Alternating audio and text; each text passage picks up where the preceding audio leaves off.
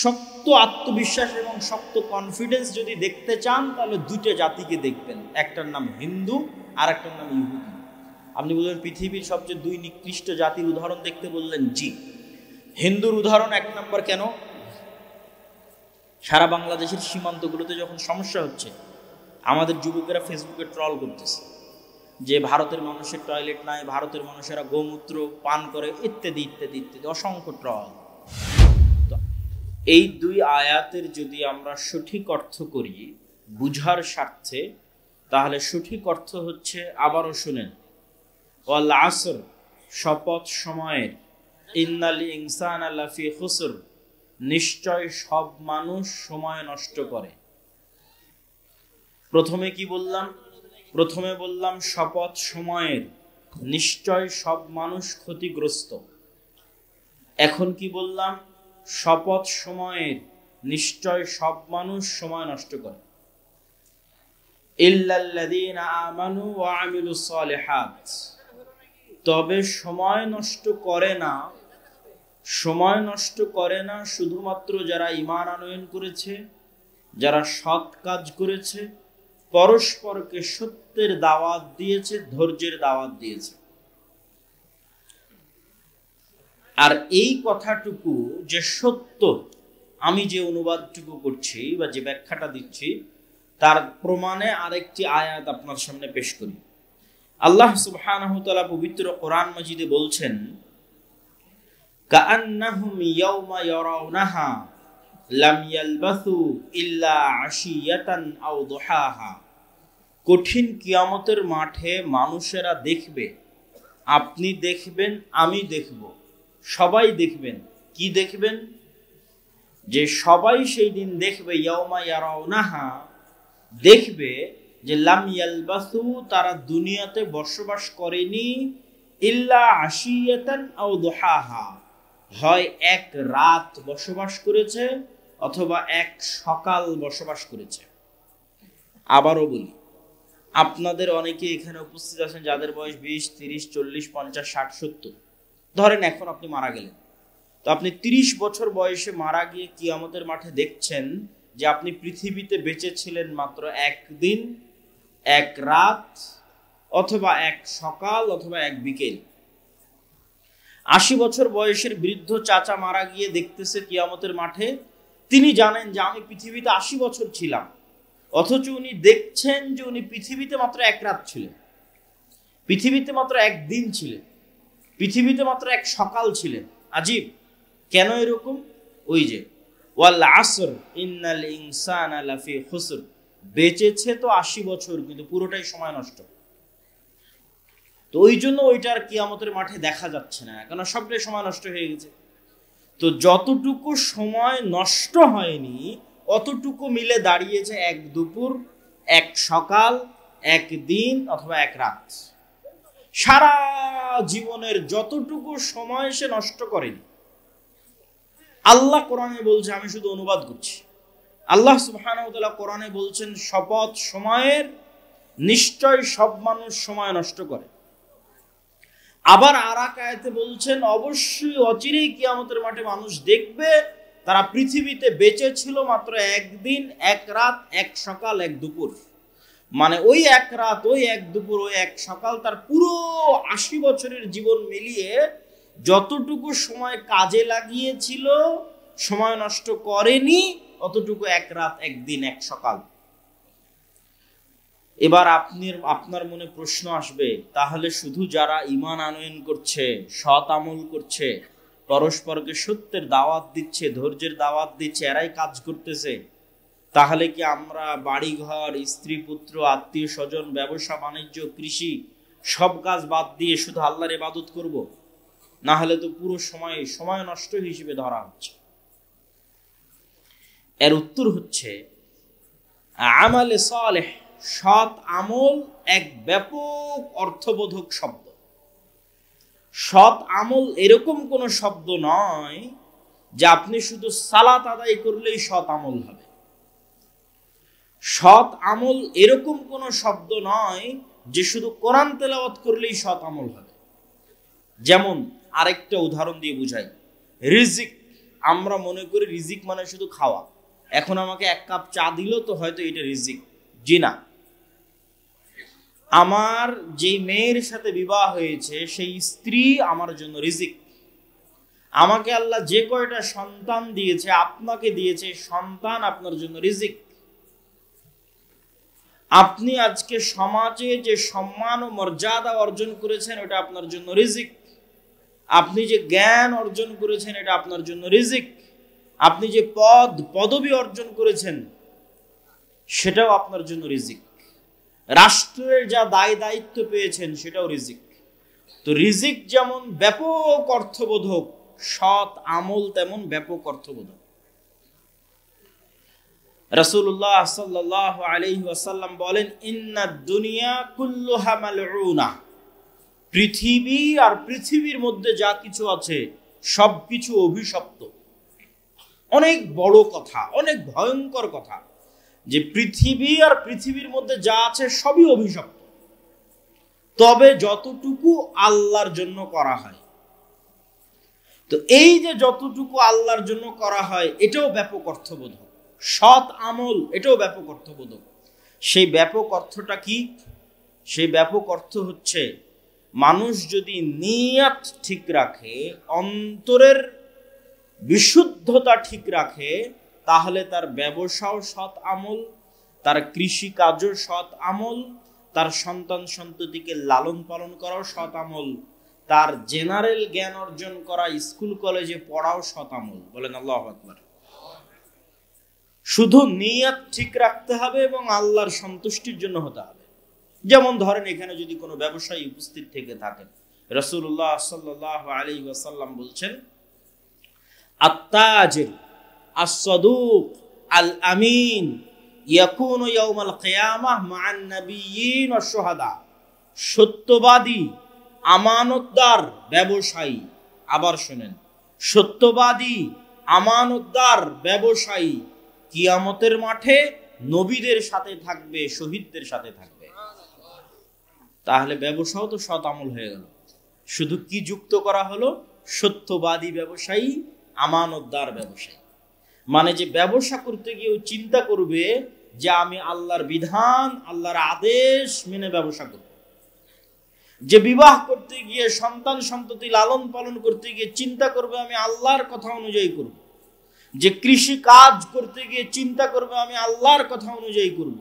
তো জীবনের প্রত্যেক যে কাজ সে আল্লাহর সন্তুষ্টি অনুযায়ী, আল্লাহর দেখানো পথ অনুযায়ী করবে, সেটি সৎ আমল আর সেটি কাজে লাগবে। ওটা সময় নষ্ট হয়নি, ওটা কাজে লাগবে।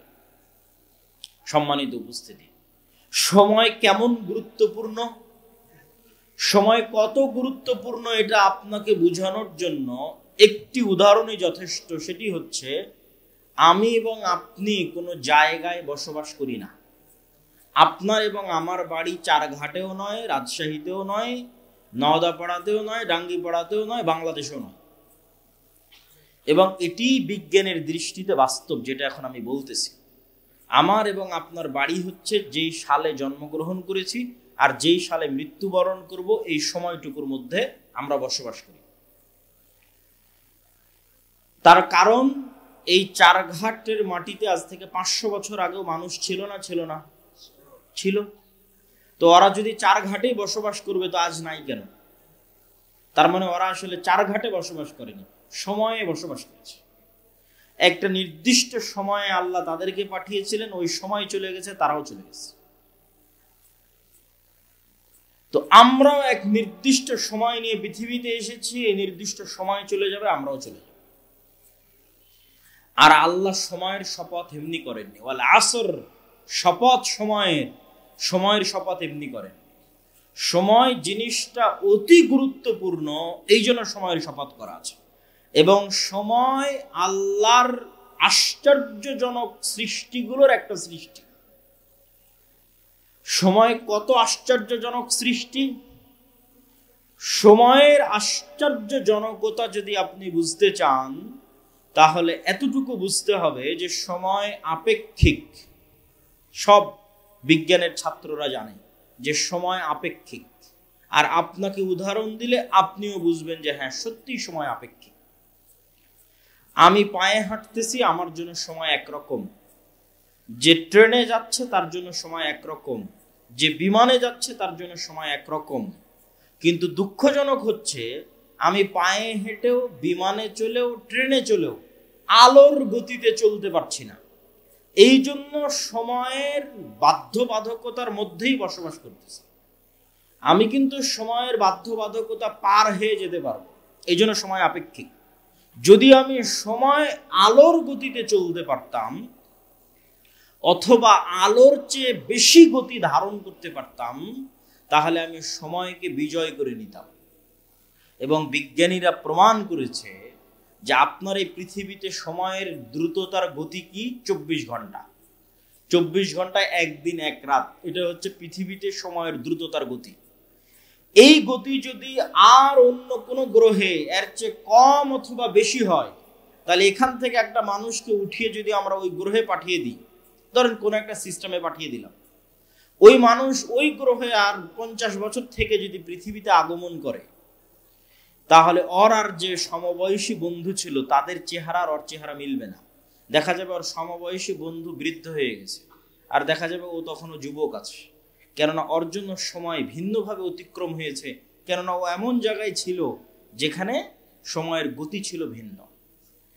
এগুলো আমি বলছি না, বিজ্ঞানীরা বলছে। এবং আপনি আরো আশ্চর্য হবেন যে আমরা যদি আজ এখান থেকে অনেক দূরের গ্রহে ভ্রমণ করি, কয়েক লক্ষ, কয়েক হাজার, কয়েক ট্রিলিয়ন, মিলিয়ন কিলোমিটার দূরের, তাহলে অনেক দূরের গ্রহের আলো আমাদের কাছে আসতে যেমন সময় লাগে, এই গ্রহের আলো ওই গ্রহে যেতে সময় লাগবে। তো আপনি ওই রকম দূরত্বের গ্রহে বসে যদি দূরবীন লাগিয়ে মক্কায় দেখেন, তো দেখবেন যে বদরের যুদ্ধ হচ্ছে, দেখবেন যে আল্লাহর নবী হেঁটে বেড়াচ্ছে। মানে আল্লাহর নবী যে সময় এই পৃথিবীতে ছিল, ওই সময় যে আলোটা ছিল, ওই আলোটা এখনো অত দূরের গ্রহে পৌঁছেইনি, আলোর গতিতে পৌঁছতে পৌঁছতে পৌঁছেইনি। ফলত ওই আলোর মধ্যেই ছবি ধারণ হয়। আপনারা আমাকে সাথে সাথে দেখছেন না, একটু হলেও পরে দেখছেন। আমার এখান থেকে আলো আপনার চোখে যেতে যতক্ষণ সময় লাগছে তত পরে দেখছেন, কিন্তু এটা আমরা বুঝি না। তো আমি কি আলোচনা করছিলাম, সময় আল্লাহর সবচেয়ে আশ্চর্যজনক সৃষ্টি। আল্লাহ এই সময় সৃষ্টি করে ছেড়ে দিয়েছে।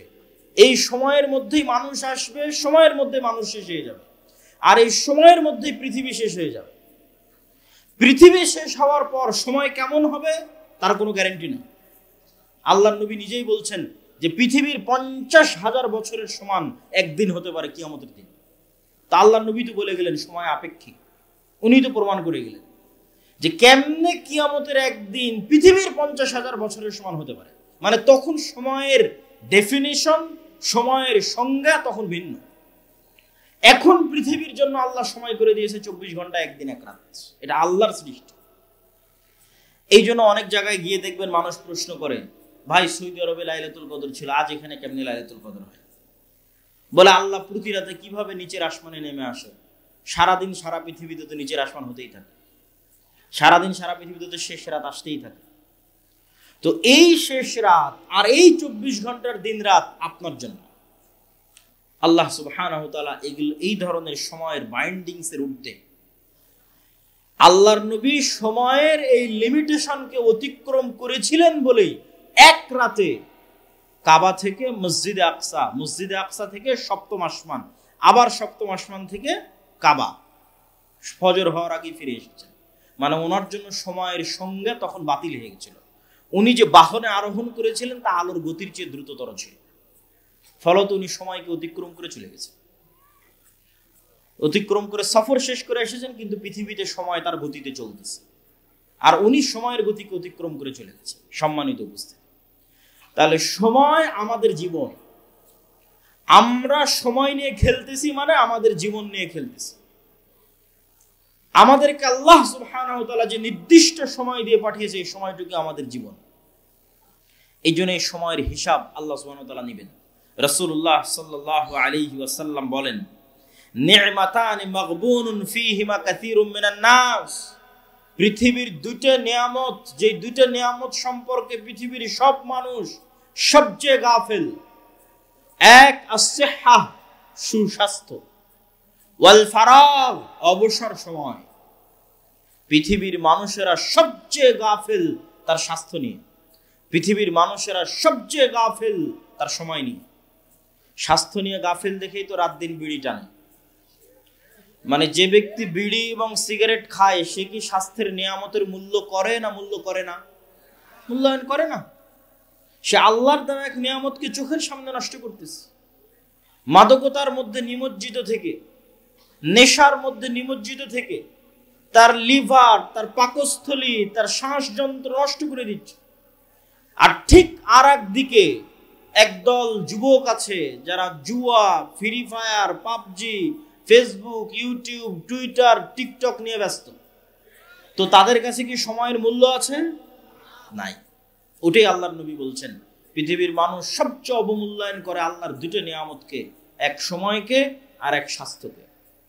এই জন্য সালাফে সালেহিন বলেছেন ইন্নাল ওয়াক্তা সাইফুন, শোনো দুনিয়ার মানুষ, সময় হচ্ছে তরবারি।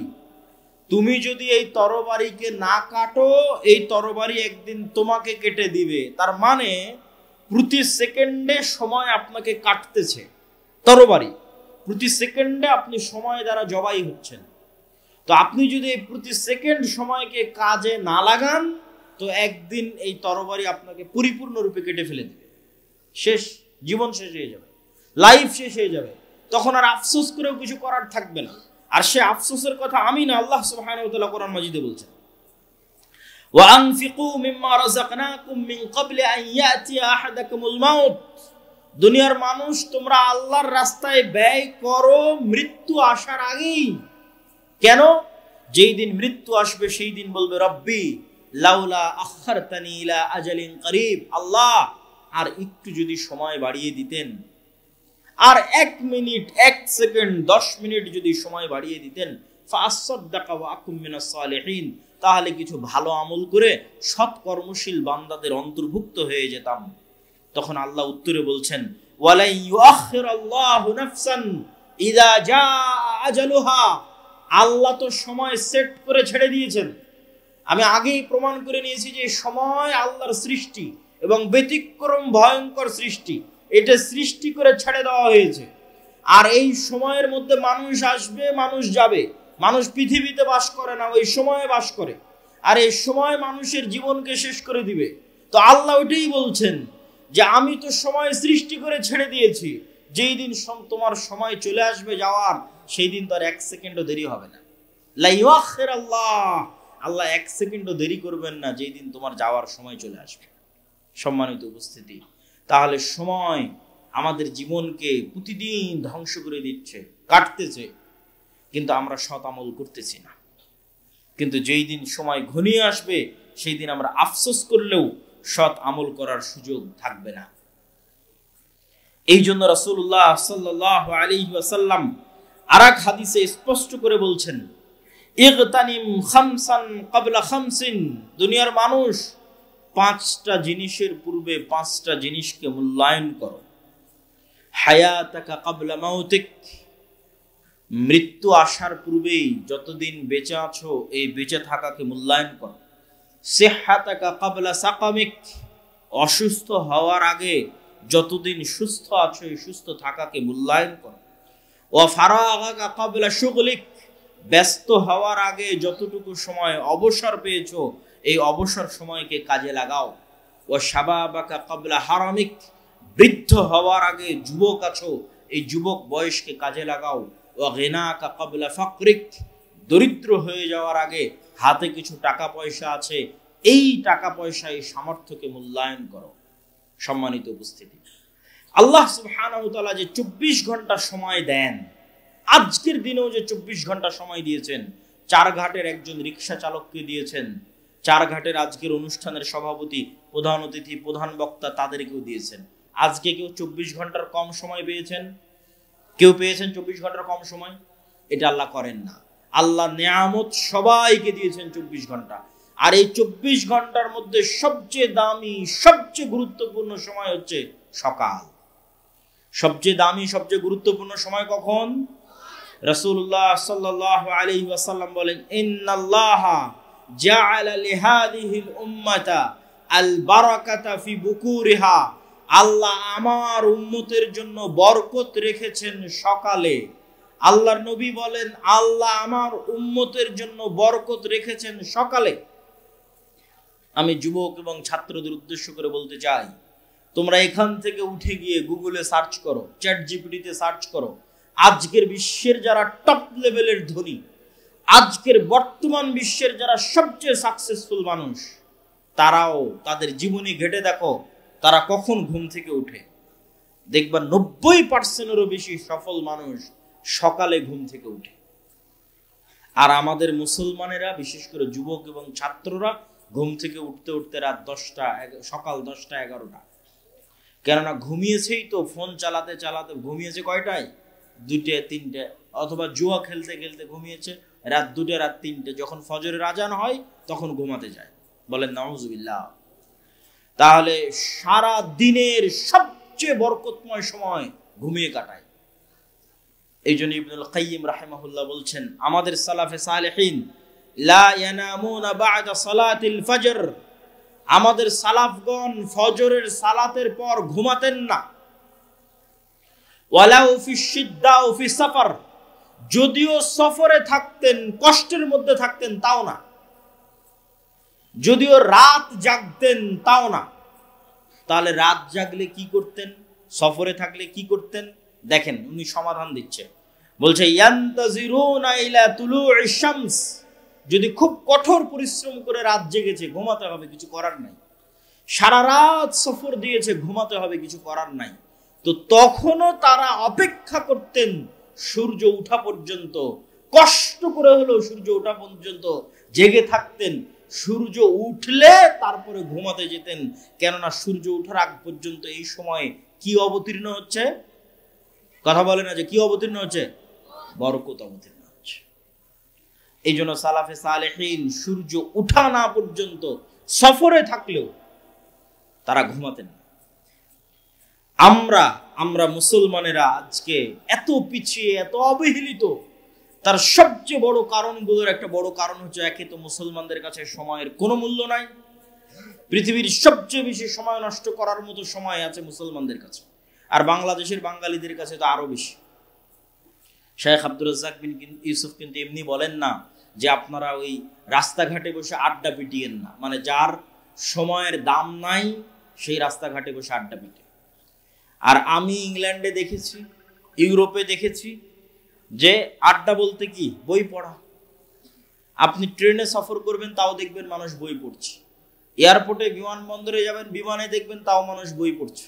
আর গোটা বাংলাদেশ ঘুরলেও আপনি কোনো মানুষের হাতে বই পাবেন না যে বাহিরে কেউ কোথাও বই নিয়ে বসে আছে।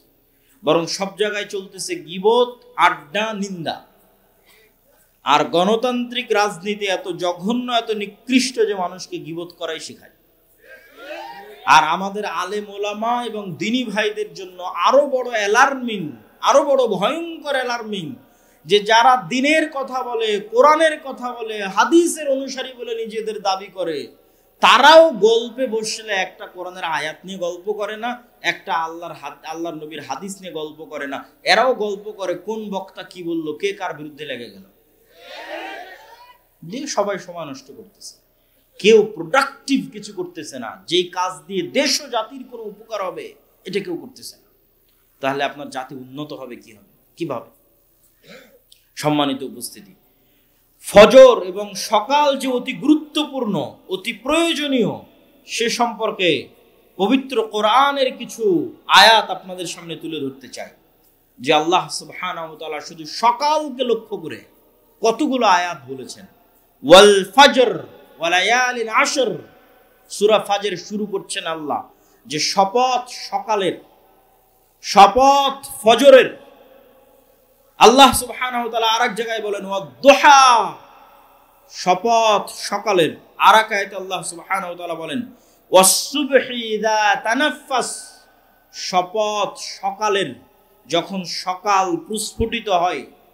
আরেক আয়াতে আল্লাহ সুবহানাহু ওয়া তাআলা বলেন ওয়ান-নাহারি ইযা তাজাল্লা, শপথ সকালের, শপথ দিনের শুরুর, যখন দিন প্রজ্বলিত হয়। আর অসংখ্য আয়াতে আল্লাহ সুবহানাহু ওয়া তাআলা সকালের শপথ করেছেন, ফজরের শপথ করেছেন, দিনের শুরুর শপথ করেছেন। আর এটা শুধু কোরআন এবং হাদিস দিয়ে জানার বিষয় নয়। আপনি যদি পৃথিবী পরিচালনায় আল্লাহর মূলনীতি দেখেন, পৃথিবী পরিচালনায় আল্লাহর মূলনীতি, যে আল্লাহ কেমনে পৃথিবী চালায়, আল্লাহর সিস্টেমটা কি, তাহলে আপনি দেখবেন ফুল কখন ফোটে? সকালে। আপনি এটা আল্লাহই সিস্টেম করে দিয়েছে যে ফুল ফুটবে সকালে। আপনি আল্লাহর পরিচয় পৃথিবী পরিচালনার সিস্টেম যদি দেখেন, দেখবেন পাখি, মোরগ, মুরগি এরা সব সকালবেলা ডাকতেছে। তো এরকম প্রকৃতির দিকে যদি আপনি গভীর থেকে গভীর দৃষ্টি দেন, দেখবেন আল্লাহ প্রকৃতি সাজিয়েছে এভাবে যে সারা প্রকৃতি সকালে জেগে যায়। তো যেখানে সারা প্রকৃতি সকালে জাগতেছে, আপনি নিশ্চিত থাকেন আপনার শরীরের ব্লাড সার্কুলেশন, আপনার ব্রেনের কার্যক্ষমতা ওভাবেই জাগে। আপনি বিজ্ঞানীদের কাছে যান, ডাক্তারের কাছে যান, যে চন্দ্রের উত্থান পতনের সাথে মানুষের রক্তের উত্থান পতন হয় কিনা, সকাল, সন্ধ্যা এবং রাতের সাথে মানুষের ব্রেন এবং রক্ত কাজ করে কিনা, ডাক্তারেরা আপনাকে সহমত জানাবে যে হ্যাঁ, মানুষেরও প্রাকৃতিকভাবে মানুষের শরীরের রক্ত, মানুষের ব্রেন সকালে বেশি প্রোডাক্টিভ থাকে। তো সারা পৃথিবী সকালে জাগিয়ে রেখেছে আল্লাহ, আপনার শরীরকেও জাগিয়ে রেখেছে সকালে, কিন্তু আপনি জোরপূর্বক সকালে ঘুমাচ্ছেন। আপনি যদি ব্যর্থ না হন, আপনি যদি অসফল কাম না হন, আপনি যদি আপনার জীবনে আনসাকসেসফুল না হন, গরিব না থাকেন, দরিদ্র না থাকেন, অনুন্নত না থাকেন, তাহলে পৃথিবীতে আর কেউ গরিব, দরিদ্র, অনুন্নত থাকবে না।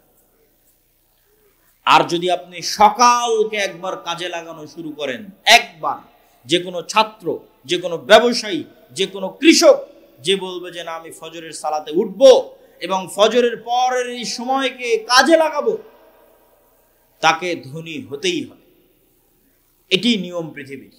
আল্লাহ সুবহানাহু ওয়া তাআলা বলেন, ফাইদা কুদিয়াতিস সালাত ফান্তাশিরু ফিল আরদ ওয়াবতাগু মিন ফাজলিল্লাহ। যখন সালাত আদায় শেষ হয়ে যায়, ফজরের সালাত, ফরজ সালাত, যখন সালাত আদায় শেষ হয়ে যায়, তোমরা আল্লাহর জমিনে ছড়িয়ে পড়ো আর আল্লাহর দয়া অনুসন্ধান করো। আবারও শুনেন, তোমরা আল্লাহর জমিনে ছড়িয়ে পড়ো, আল্লাহর দয়া অনুসন্ধান করো। ওই যে একটা ধানের বীজ বপন করেছেন, ওখান থেকে গাছ উৎপন্ন হচ্ছে, এটা আল্লাহর দয়া। পৃথিবীর প্রত্যেক ইঞ্চি জায়গায় আল্লাহর দয়া ছড়িয়ে ছিটিয়ে আছে। পৃথিবীর এমন কোন জায়গা যেখান থেকে 1 টাকা হালাল উপায়ে অর্জন করা যাবে, ওই 1 টাকা আল্লাহর দয়া, ওইটা আল্লাহ অনুসন্ধানে বেরিয়ে পড়তে বলেছেন। ফজরের সালাতের পর আল্লাহ সুবহানাহু ওয়া তাআলা ঘুমাতে বলেননি। অতএব হে যুবক ভাইয়েরা, হে চারঘাটের মানুষেরা, আপনাদের যে লাইফ স্টাইল, জীবনের যে ধরন, এটা আপনার স্বাস্থ্যকে ধ্বংস করছে, আপনার শরীরকে ধ্বংস করছে, আপনার সময়কে নষ্ট করছে, আপনাকে গরিব বানিয়ে দিচ্ছে। এই সময়কে আপনাকে কাজে লাগাতে হবে। এই পুরো 24 ঘন্টার সময়ের মধ্যে সকালের পরের দ্বিতীয় গুরুত্বপূর্ণ সময়, একটা গুরুত্বপূর্ণ সময় আপনাদের সামনে আলোচনা করলাম সকাল, আর একটা দ্বিতীয় গুরুত্বপূর্ণ সময় হচ্ছে রাতের শেষ ভাগ। আল্লাহ সুবহানাহু ওয়া তাআলা যদি পৃথিবীতে কাউকে বড় থেকে বড় সফলতা দান করতে চান, যে বড় থেকে বড় সফলতা আল্লাহ দান করবেন, তাহলে রাতের সালাত, রাতের শেষ অংশের সালাতের কোনো বিকল্প নাই, যাকে বলে তাহাজ্জুদের সালাত। একটা দলিল দিয়ে এই পয়েন্টের আলোচনা শেষ করব। আল্লাহ সুবহানাহু ওয়া তাআলা রাসূল সাল্লাল্লাহু আলাইহি সাল্লামকে বলছেন কোরআনে, ওমিনাল লাইলি ফাতাহাজ্জাদ বিহি নাফিলাতাল লাক আসা আইয়াবআসাকা রাব্বুকা মাকামান মাহমুদা। হে মুহাম্মদ বলেন সাল্লাল্লাহু আলাইহি ওয়াসাল্লাম, আপনি অবশ্যই রাতের শেষ অংশে সালাত আদায়, অবশ্যই রাতের শেষ অংশে অল্প হলেও সালাত আদায় করুন। আসা আইয়াবআসাকা রাব্বুকা মাকামান মাহমুদা। এই সালাতের মাধ্যমেই আপনার প্রতিপালক আপনাকে শ্রেষ্ঠতম মর্যাদা দান করবে। তো আমাদের নবী মুহাম্মদ সাল্লাল্লাহু আলাইহি ওয়াসাল্লামকে আল্লাহ অনেক বড় সম্মান দিবেন। তো ওই সম্মান দেওয়ার জন্য, সম্মান পাওয়ার যোগ্য হওয়ার জন্য আমাদের নবীকে আল্লাহ বলছেন যে আপনি রাতের শেষ অংশে সালাত আদায় করুন।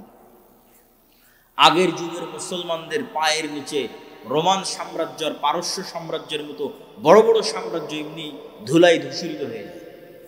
তাদের কাছে ছিল কোরআনের শক্তি, তাদের কাছে ছিল রাতের শেষ অংশের সালাতের শক্তি, রাতের শেষ অংশের সালাতের চোখের পানির শক্তি এবং পাওয়ার তাদের কাছে ছিল, এবং ফজরের পরে না ঘুমানো বরকত তাদের কাছে ছিল, কোরআনের সাথে কানেক্টিভিটি তাদের কাছে ছিল। আমাদের কাছে কি আছে?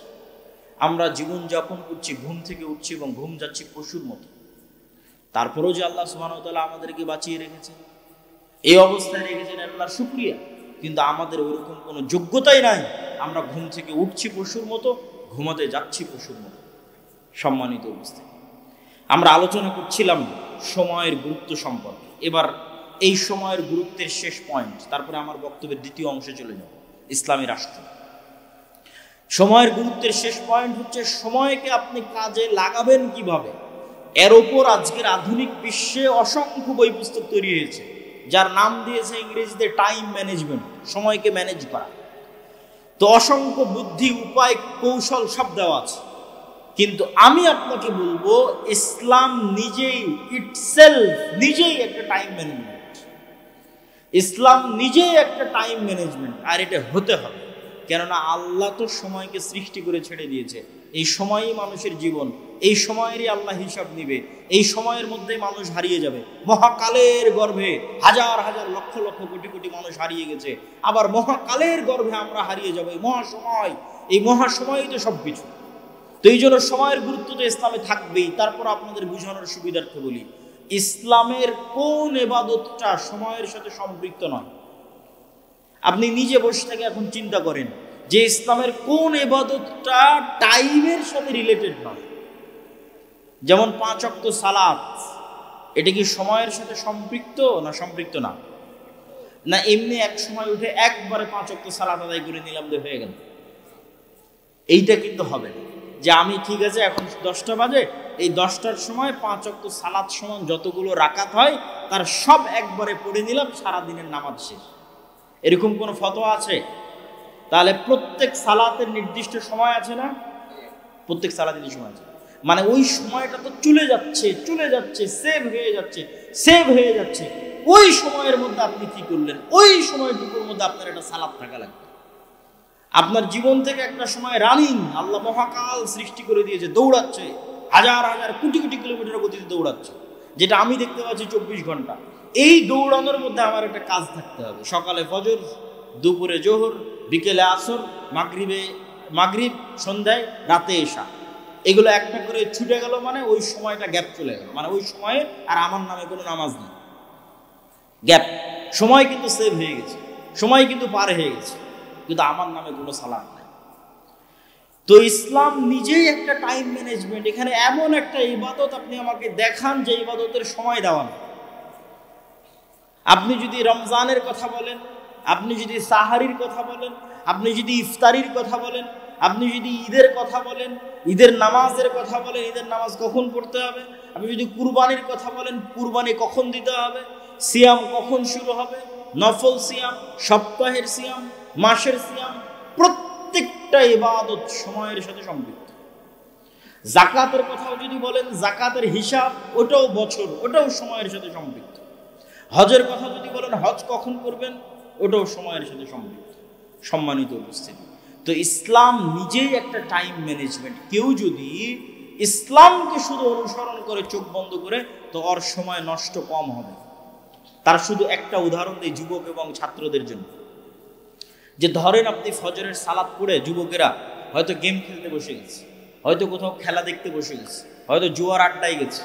তো ও যদি বেনামাজি হয়, তো আর কোনোদিন স্মরণ পড়বে না যে আমি কি করছি আর আমার কি করা উচিত। একটা মুভি দেখতেই সারাদিন পার হয়ে যাবে, একটা সিরিয়াল একের পর এক দেখতেই সারাদিন সারা রাত পার হয়ে যাবে। কিন্তু ওর যদি নামাজের বিষয়ে সচেতনতা থাকে, তাহলে জোহরের যখন আজান হবে, ওকে উজু করতে হবে, ফ্রেশ হতে হবে, মসজিদে যেতে হবে। ও অন্তত একটা ভাবার সময় পেল, কিরে সকাল থেকে তো সব সময় নষ্ট করলাম, এখন কি করব জোহরের পরে। ঠিক আছে, জোহরের পর আবার সময় নষ্ট শুরু করলো, এবার আসরের সময় আজান হলো, উজু করলো, মসজিদে গেল, আবার চিন্তা করার সুযোগ পেল, এতক্ষণ কি করলাম, এখন কি করব। আবার মাগরিবের সময় চিন্তা করার সুযোগ পেল, এতক্ষণ কি করলাম, এখন কি করব। আবার এশার সময় চিন্তা করার সুযোগ পেল, এতক্ষণ কি করলাম, এখন কি করব। শুধু যদি সালাতই আদায় করে ওই ব্যক্তি, তো অন্তত দিনে 5 বার চিন্তা করার সুযোগ পায় যে আমি কি করছি, আমার কি করা উচিত। আর যদি ওই সালাদটুকু আদায় না করে, তো এইভাবে কতদিন পার হয়ে যাবে, কত মাস পার হয়ে যাবে, কোনোদিন কল্পনা করারও সুযোগ পাবেন। এইভাবে একদিন মৃত্যু চলে আসবে। সম্মানিত উপস্থিতি, তো সময় আল্লাহর অনেক বড় নিয়ামত। আমাদেরকে সময় মূল্যায়ন করতে হবে, বিশেষ করে ফজরের পরের সময়, বিশেষ করে রাতের শেষাংশের সময় যদি কেউ মূল্যায়ন করতে পারে, জাতি হিসেবে আমরা সফল হব। আল্লাহ কবুল করুক, আল্লাহুম্মা আমিন। বক্তব্যের দ্বিতীয় অংশ, আমি আপনাদের অধৈর্য হওয়ার আগে বিদায় নিব। কেন? আমি আসছি ঢাকা থেকে, আমাকে যেতে হবে ঢাকা। আপনাদের শ্রদ্ধেয় উস্তাদ জি শেখ আব্দুর রাজ্জাক বিন ইউসুফ তিনি অসুস্থ থাকায় আমাকে ঢাকা থেকে আসতে হয়েছে। অতএব আপনাদের চেয়ে অনেক দূরে আমি যাব, তো আমার বক্তব্য শেষ হওয়ার আগে আপনারা উঠবেন না। আপনাদের থেকে আমি চেষ্টা করব কত দ্রুত আমি শেষ করতে পারি। ইসলামী রাষ্ট্র, এই জুলাই আগস্টের আন্দোলনের পরে বাংলাদেশের সবচেয়ে আলোচিত একটা ইস্যু হচ্ছে রাষ্ট্র ব্যবস্থা ইসলাম। তো রাষ্ট্র ব্যবস্থায় ইসলাম, কেউ বলতেছে হ্যাঁ সব মুসলমান তো বিশ্বাস করে যে রাষ্ট্রে ইসলাম লাগবে, কেউ বলতেছে ইসলাম প্রতিষ্ঠা করতে হবে গণতান্ত্রিক নির্বাচনের মাধ্যমে, কেউ বলতেছে না এইভাবে, কেউ ওইভাবে। তো আসলে ইসলামী রাষ্ট্র বলতে কি বুঝায় এবং কিভাবে ইসলাম রাষ্ট্রে প্রতিষ্ঠিত হবে, এই অংশটুকু সবার জানা খুব জরুরি। প্রথম পয়েন্ট, ইসলামী রাষ্ট্র বলতে কি বুঝায়। আমাদের ব্রেনে পাশ্চাত্য মিডিয়া দিয়েছে ইসলামী রাষ্ট্র মানে চুরি করলে হাত কাটে নিবে, ইসলামী রাষ্ট্র মানে জেনা করলে রজমের শাস্তি হবে। এগুলো ঠিক হবে, কিন্তু ইসলামী রাষ্ট্র মানে এই দৃশ্যগুলো বুঝানো, এটা আল্লাহর নবী বুঝাননি। আমাদেরকে পাশ্চাত্য মিডিয়া বুঝেছে ইসলামী রাষ্ট্র মানে একজন মেয়েকেও বেপর্দায় বাইরে বের হতে দেওয়া যাবে না, সবাইকে বোরখা পরতে বাধ্য করা হবে। তাহলে যারা পর্দা করে না ওরা কি চাইবে যে ইসলামী রাষ্ট্র আসুক? তখন ওরা আপনার দলকেও ভোট দিবে না, বাইরে বাইরে ইসলামের কথা বলবে, কিন্তু বাস্তবে চাইবে না যে ইসলাম ক্ষমতায় আসুক। কিন্তু আল্লাহর নবী যে ব্র্যান্ডিং করেছেন, ওই ব্র্যান্ডিংটা যদি আপনি মানুষকে বুঝাতে পারেন, তো মুসলমান বহু দূরের কথা, বেপর্দা নারী বহু দূরের কথা, হিন্দু এসে বলবে তোমরা ইসলাম প্রতিষ্ঠা করো, খ্রিস্টান এসে বলবে তোমরা ইসলাম প্রতিষ্ঠা করো। সেটা কি? রাসূলুল্লাহ সাল্লাল্লাহু আলাইহি ওয়াসাল্লাম বলেন, লা তাকুমুস সাআহ হাত্তা ইয়ানজিলা ঈসা ইবনে মারইয়াম। কিয়ামত ততদিন হবে না যতদিন মারিয়ামের সন্তান ঈসা পৃথিবীতে নেমে না আসছে। আর মারিয়ামের সন্তান ঈসা পৃথিবীতে নেমে আসার পর তিনটা কাজ করবে। এক, ইয়াকসিরুস সালিব, ক্রুশকে ভেঙে দিবে। ওয়া ইয়াকতুলুল খিনজির, শুকুরকে হারাম ঘোষণা করে পৃথিবী থেকে বিদায় করে দিবে। তিন নাম্বারটা হচ্ছে সবচেয়ে গুরুত্বপূর্ণ। আগের দুটো ভিন্ন পরিবেশের সাথে সম্পৃক্ত। কি পরিবেশ সেটারও একটু ইঙ্গিত দিব। আর তিন নাম্বারটা হচ্ছে মূল। সেটা কি? উনি সমগ্র পৃথিবীতে হাকামান মুকসিতা, সমগ্র পৃথিবীতে ঈসা আলাইহিস সালাম ন্যায় বিচার প্রতিষ্ঠা করবে। বলেন আল্লাহু আকবার। ন্যায় বিচার, এটা হচ্ছে রাষ্ট্রে ইসলামের ব্র্যান্ডিং। যে ইসলাম রাষ্ট্রে গেলে কি হবে? আপনার মানুষ আপনাকে বলবে ইসলাম রাষ্ট্রে গেলে হাত কাটবে, কেউ বলবে রজম করবে, কেউ বাধ্য পর্দা করবে। আল্লাহর নবী বলছেন ইসলাম রাষ্ট্রে গেলে সমগ্র পৃথিবীতে কি প্রতিষ্ঠা হবে? ন্যায় বিচার প্রতিষ্ঠা হবে। মানে একজন মানুষও মাজলুম থাকবে না, একটা হিন্দু মাজলুম থাকবে না, একটা কুকুরও মাজলুম থাকবে না। তার নাম ন্যায় বিচার। এবং এই ব্র্যান্ডিং এর কারণেই ইসলামে ন্যায়ের গুরুত্ব কত বেশি। রাসূলুল্লাহ সাল্লাল্লাহু আলাইহি ওয়াসাল্লাম বলেন, সাবআতু ইউদিল্লুহুমুল্লাহ ইয়াওমা লা দিল্লা ইল্লা দিল্লু। 7 শ্রেণীর মানুষকে কিয়ামতের মাঠে আল্লাহ বিশেষ ছায়া দিবে। তার 1 নাম্বার ন্যায়পরায়ণ দায়িত্বশীল। মানে যে ন্যায়পরায়ণ দায়িত্বশীল, ওই নাম্বারিংয়ে যে 1 নম্বরে চলে গেছে, তো তাহাজ্জুদ গুজার ব্যক্তিকে পিছনে ফেলে কিন্তু 1 নম্বরে গেছে। নফল সিয়াম পালনকারী ব্যক্তিকে পিছনে ফেলে 1 নম্বরে গেছে। আর যত ফাজাইলে আমল আপনার জানা আছে সবগুলোকে পিছনে ফেলে 1 নম্বরে গেছে ন্যায়পরায়ণ দায়িত্বশীল। কেননা ওইটাই সবচেয়ে কঠিন, ওইটাই সবচেয়ে কঠিন। আর ওইটা একমাত্র সত্যিকার মুসলিমই ওইটা প্রতিষ্ঠা করতে পারে। ন্যায়ের গুরুত্ব আল্লাহর নিকটে কত বেশি, আল্লাহ সুবহানাহু ওয়া তাআলা বলছেন, ইন্নাল্লাহা ইয়া'মুরুকুম বিল আদল, আল্লাহ তোমাদেরকে ন্যায় প্রতিষ্ঠা করার আদেশ দিয়েছেন। আল্লাহ আরো বলেন, লা ইয়াজরিমান্নাকুম শানআনু কওমিন আলা আল্লা তা'দিলু, হে মুমিনেরা, হে মুসলমানেরা, নির্দিষ্ট কোনো মানুষের প্রতি তোমার অন্তরে থাকা ক্ষোভ, নির্দিষ্ট কোনো দলের প্রতি তোমার অন্তরে থাকা হিংসা তোমাকে যেন অন্যায় করতে উদ্বুদ্ধ না করে, বরং ন্যায় প্রতিষ্ঠা করো, আর এটিই তাকওয়া। আল্লাহর নবী সন্তান সন্ততিকে চুমু দেওয়ার ক্ষেত্রে, ভালোবাসার ক্ষেত্রে ন্যায় প্রতিষ্ঠা করতে বলেছেন, আর আল্লাহ বিবাহের ক্ষেত্রে স্ত্রীদের উপর ন্যায় প্রতিষ্ঠা করতে বলেছেন, যে যদি ন্যায় প্রতিষ্ঠা করতে পারো তবে একের অধিক বিয়ে করো। তো এতগুলো কথা কেন বললাম? রাষ্ট্রে ইসলামের ব্র্যান্ডিং ন্যায়, আর ঈসা আলাইহিস সালাম সমগ্র পৃথিবীতে ন্যায় বিচার প্রতিষ্ঠা করবে। এখন আপনার কাছে আমার প্রশ্ন, যে ঈসা আলাইহিস সালাম যদি নিজে ন্যায় পরায়ণ না হয়, উনি কি ন্যায় প্রতিষ্ঠা করতে পারবে? পারবে না। তাহলে ঈসা আলাইহিস সালাম যে সমগ্র পৃথিবীতে ন্যায় প্রতিষ্ঠা করবে, তার জন্য এক নম্বরে ঈসা আলাইহিস সালামকে নিজেকে ন্যায় পরায়ণ হতে হবে। আর আল্লাহ সব নবীকে জন্মগত ন্যায় পরায়ণ করে পাঠিয়েছেন, মানে জন্মই দিয়েছেন নবীদেরকে ন্যায় পরায়ণ সত্যবাদী অবস্থায়। এখন আমার আর আপনার কাছে প্রশ্ন, যে আমরা কি রাষ্ট্রে ইসলাম প্রতিষ্ঠার যোগ্য হতে পেরেছি? ওইটার প্রশ্নের এক নম্বর আসবে যে আমরা কি ন্যায় পরায়ণ হতে পেরেছি। যদি আমরা ন্যায় পরায়ণ হতে না পারি, তো রাষ্ট্রে ইসলাম প্রতিষ্ঠার যোগ্য হতে পারিনি। এবার বাস্তব উদাহরণে আসেন। আপনাদের এই চারঘাট, বাঘা, রাজশাহীর এই অঞ্চলের যত মানুষ আপনারা এখানে উপস্থিত আছেন, যতজন মিডিয়ার মাধ্যমে শুনবেন, আশেপাশের পাড়া প্রতিবেশী সবার কাছে চেক করবেন আমার এই প্রশ্ন। দুটো উদাহরণ দিব। এক, আপনার বাবার মৃত্যুর পরে অথবা আপনার দাদার মৃত্যুর পরে আপনি আপনার বোনকে অথবা আপনার আব্বা, আপনার ফুফুকে আপনার দাদা অথবা বাবার সম্পত্তিতে ন্যায়ের সাথে তার পাওনা বুঝিয়ে দিয়েছে কি? প্রশ্ন। এক দল মানুষ পাবেন বুঝিয়েই দেয়নি, মানে বোনকে এই অজুহাত দিয়েছে যে সে ভাইয়ের বাড়িতে যাতায়াত করবে, এই জন্য ভাই তার সম্পত্তি ভোগ করবে। আর আরেক দল মানুষ বুঝিয়ে দিয়েছে ঠিকই, কিন্তু চারঘাট বাজারের দামি জমিটা নিজে নিয়েছে, আর বিলে নদীর মধ্যে ভাঙ্গনে যে জমিটা চলে গেছে সেটা বোনকে দিয়েছে। চরের জমি বোনকে দিয়েছে, আর ভালো জমি নিজে নিয়েছে। তো এটা কি ন্যায় প্রতিষ্ঠা করেছে? সে ন্যায় প্রতিষ্ঠা করে। এবার রেজাল্ট কি? রেজাল্ট হচ্ছে, এই ব্যক্তিকে যদি আপনি এখন রাষ্ট্র ক্ষমতায় বসান, তো 16 বছর যা দুর্নীতি হয়েছে একদিনে তার চেয়ে বেশি করবে। তাহলে সে কি ন্যায় বিচার প্রতিষ্ঠা করতে পারবে রাষ্ট্রে? ও তো ওর বোনের সাথে ন্যায় বিচার প্রতিষ্ঠা করতে পারে না, একটা ছোট্ট ফ্যামিলির মধ্যে। তাহলে কেমনে আল্লাহ মনে করবে যে এই মুসলমানটা যোগ্য যে একে ইসলামী রাষ্ট্রের দায়িত্ব দিতে হবে? আল্লাহ কেমনে মনে করবে? আল্লাহ তো বলে রেখেছে ইসলামী রাষ্ট্রের ব্র্যান্ডিং ন্যায় বিচার, তো ওর বোনেরই সম্পদ মেরে দিয়েছে।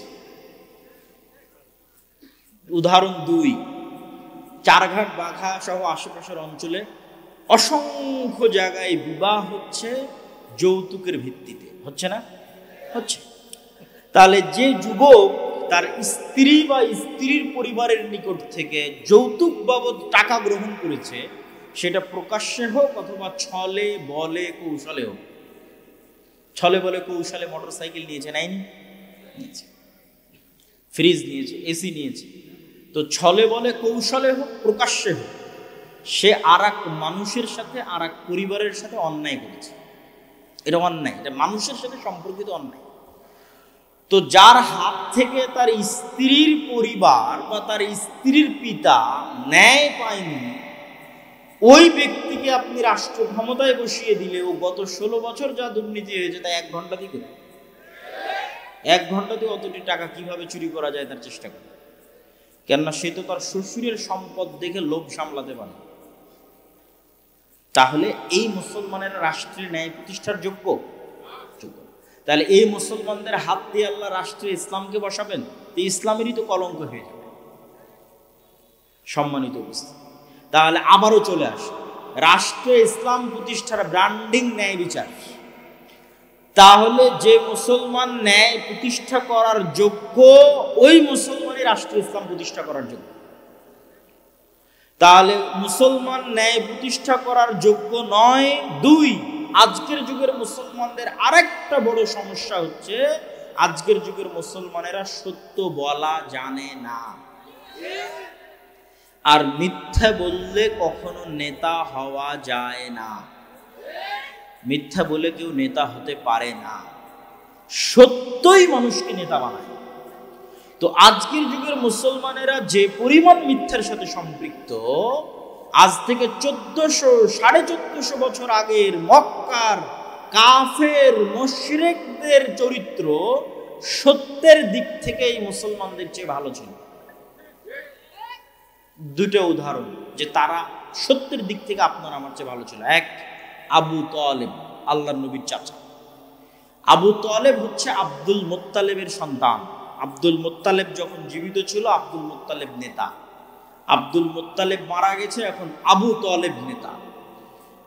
তো Abu Talib as a leader কাফের মুশরিক, ঈমান আনেনি, এই কথাই ঠিক, কিন্তু Abu Talib as a leader কোনোদিন মিথ্যা কথা বলেছে আর প্রমাণ কেউ ইতিহাস থেকে দেখা যে আবু তালেব কুরাইশ বংশের নেতা, সে কাফের মুশরিক, কিন্তু আমি চাচ্ছি মানুষ দেখা যে আবু তালেব মিথ্যুক। আপনারা খুঁজেন আজ থেকে, প্রমাণ দিবেন যে আবু তালেব কাফের মুশরিক কিন্তু মিথ্যা বলেছে। বরং এর উল্টাটা দেখতে পাবেন খুঁজতে গেলে, যে আল্লাহর নবীর চাচা আবু তালেব তার মুখে জিহ্বার দাম রক্ষা করতে গিয়ে 3 বছর, একটানা 3 বছর নিজ ভাতিজার সাথে না খেয়ে জীবনযাপন করেছে। সে আবি তালেব কাফের মুশরিক অবস্থায়, কিন্তু জবানের দাম আছে, মিথ্যা বলা যায় না, লিডার। মিথ্যা বললে কোনোদিন নেতা হওয়া যায় না। উদাহরণ 2, আবু সুফিয়ান। আবু সুফিয়ান কাফের, উনি আল্লাহর নবীর বিরুদ্ধে বদরের যুদ্ধ করেছে, আল্লাহর নবীর বিরুদ্ধে উহুদের যুদ্ধে নেতৃত্ব দিয়েছে, খন্দকের যুদ্ধে সারা আরবের 10,000 সেনাবাহিনী একত্রিত করে খন্দককে মাটির সাথে মিশিয়ে দিল, এই মদিনাকে মাটির সাথে মিশিয়ে দিল। আল্লাহর নবী তো হতবিহ্বল, এই 10,000 সেনাবাহিনী কোথায় 1,500-2,000 মানুষ মদিনায় বসবাস করে, কি করব। সাহাবীদের নিয়ে পরামর্শ করছেন। সালমান আল ফার্সি বলছে, আল্লাহর নবী একটা বুদ্ধি দিই। তো বলে কি বুদ্ধি?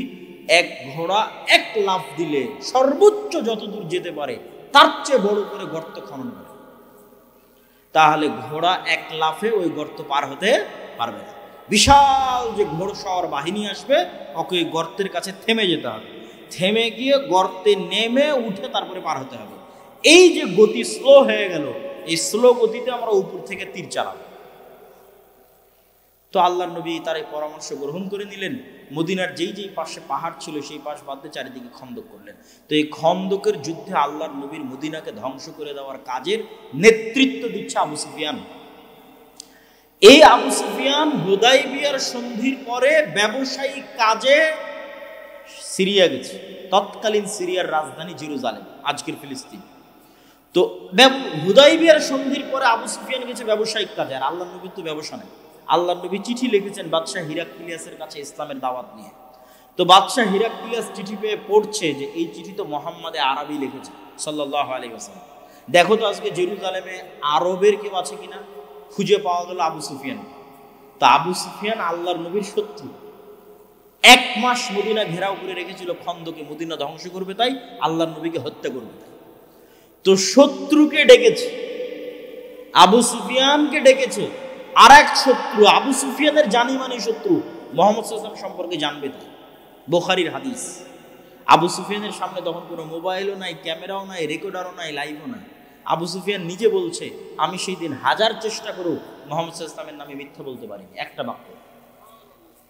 তো কাফের মুশরিক, তখন ঈমান আনেনি, but he is a leader, কিন্তু সে নেতা। আর নেতা মিথ্যা বলতে পারে না, মিথ্যা বলে নেতা হওয়া যায় না। তো সে কাফের মুশরিক অবস্থায় তার শত্রুর নামে মিথ্যা বলে। আর আপনি এখন ইনস্ট্যান্ট পরীক্ষা করেন, 4 ঘাটের এক গণতান্ত্রিক রাজনৈতিক দলের নেতাকে জিজ্ঞেস করবেন, আর এক গণতান্ত্রিক রাজনৈতিক দলের নেতা সম্পর্কে যা বলবে সব মিথ্যা, কিন্তু দুইজনই মুসলমান। আর এই পুরো গণতান্ত্রিক রাজনীতি টিকে আছে মিথ্যার উপর। তাহলে মিথ্যা বলে আপনি রাষ্ট্রীয় ইসলাম প্রতিষ্ঠা করবেন? মিথ্যুককে আল্লাহ সুযোগ দিবে রাষ্ট্রীয় ইসলাম প্রতিষ্ঠা করতে? সম্ভব। রাসূলুল্লাহ সাল্লাল্লাহু আলাইহি ওয়াসাল্লাম বলেন, সালাসুন মান কুন্না ফি, তিনটে অথবা চারটে বৈশিষ্ট্য যার মধ্যে আছে, মুনাফিকান খালিসা, খাঁটি নির্ভেজাল মুনাফিক। এক, কথা বললে মিথ্যা বলে, তাকে আল্লাহর নবী কি বললেন?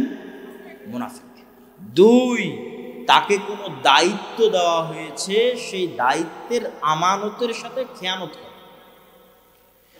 তো এই হাদিসটা এবং ইসলামের এই চিত্রটা, যে ইসলাম মানে সে সত্যবাদী ন্যায়পরায়ণ মুসলিম হবে, এই চিত্রটা আমরা মানুষকে বুঝাতে আমরা আলেম ওলামারা এই পরিমাণ ব্যর্থ যে মানুষ প্রকাশ্যে বলছে যে আমি প্রশ্ন ফাঁস করার টাকা আল্লাহর রাস্তায় দান করি।